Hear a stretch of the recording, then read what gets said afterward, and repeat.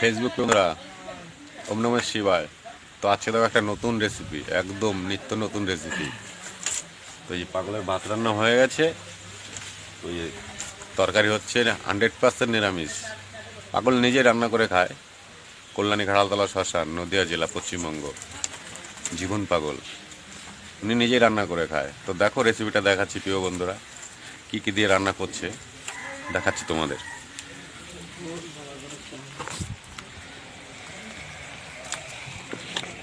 প্রিয় বন্ধুরা, রান্নাটা দেখাচ্ছি তার আগে আমাদের উনুনটা দেখে নাও, রঙের কৌটো, পাগলের উনুন, রঙের কৌটো। এই যেখানে আছে আজকে কলমি শাক, মুগ ডাল, আলু, সোয়াবিন, শুকনো লঙ্কা, কাঁচা লঙ্কা, এই দিয়ে আজকে হচ্ছে। কলমি শাক আছে এর মধ্যে, দেখেছো? ওই যে আজকে পাগলের রেসিপি এটাই। আর এই যে ভাত হয়ে গেছে, আর এই তো সবজি হচ্ছে। তো পাগল নিজে রান্না করে খায়। কল্যাণী ঘাড়ালতলা শ্মশান, এখানেই থাকে উনি, গান বাজনা করে। তো প্রিয় বন্ধুরা, ভালো লাগলে লাইক কমেন্ট দেবে, আর পুরো নিরামিষ খাবার।